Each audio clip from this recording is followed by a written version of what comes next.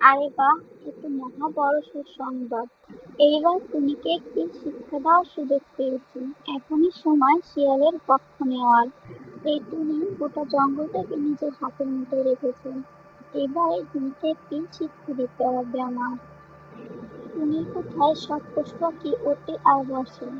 এই টুনিকে শেষ করে এই বনের নেতৃত্ব আমার হাতের মুঠোয় নিতে হবে। এখনই মোক্ষম সময়। এরপর দুষ্টু কাক শিয়ালের কাছে যায়।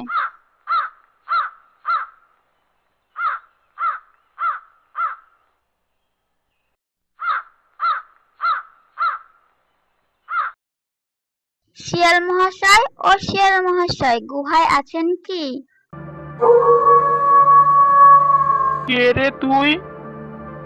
আমি কাক বলছিলাম, একটু বাহিরে আসেন শিয়াল মহাশয়, আপনার সাথে একটু কথা আছে। এই কথা শুনে শিয়াল তখন বাইরে আসে।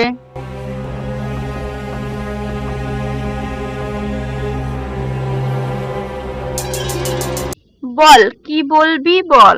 মহাশয়, আমি এই বনেই বাস করি। এই বনের একটি ছোট্ট পাখি রাজার হাল ধরে বসে আছে। এই বনের সব পশু পাখিরা তার কথায় ওঠে আর বসে। ওর নাম টুনি। আমি শুনতে পেলাম ছাগল আপনার বিরুদ্ধে টুনির কাছে বিচার দিয়েছে। ওই টুনি আপনাকে হত্যা করার পরিকল্পনা করেছে। আমি চাই ওই টুনিকে আপনি হত্যা করে এই এই বনের রাজত্ব আপনার হাতে নিন। আমি আপনাকে সর্বোচ্চ সহযোগিতা করব এতে। আরে আমি শুধু এই বনেরই রাজা হব না, আমি সব বনেরই রাজার রাজা হব। আমার ভয়ে বাঘ মহিষে এক ঘাটে পানি খায়, আর এই টুনির এত বড় সাহস, ও আমাকে হত্যা করার পরিকল্পনা করে। চল আজই তোদের বনের রানীকে শেষ করে আসি। এসব কথা বলে তখন শিয়াল ও কাক টুনির বাড়ির উদ্দেশ্যে রওনা হয়।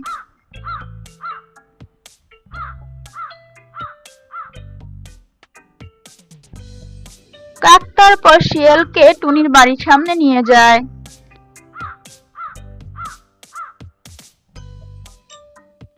এই টুনি, কোথায় তুই? বাসা থেকে বেরিয়ে আয়। দেখি তোর কত বড় সাহস, তুই আমাকে হত্যা করার পরিকল্পনা করছিস। আজ তোকেই আমি শেষ করব। শিয়ালের ডাক শুনেও যখন টুনি বেরিয়ে আসছিল না, তখন শিয়াল কাককে বলে, এই কাক, যা তো, ওই টুনির বাসার ভিতরে যাও। ওর বাসা এত ছোট যে আমি ঢুকতে পারছি না। তুই যে দেখ ওই টুনি আমার ভয়ে বাসার ভিতর লুকিয়ে আছে কিনা। ওকে যে ধরে নিয়ে আয়।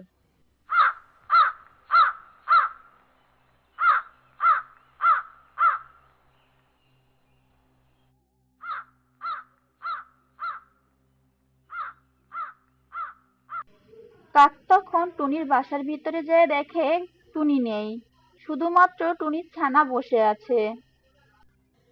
এই টুনি, নিচ্ছে না, তোর মা কোথায়? মা তো বাসায় নেই। মা জঙ্গলে খাবার সংগ্রহ করতে গেছে আমার জন্য।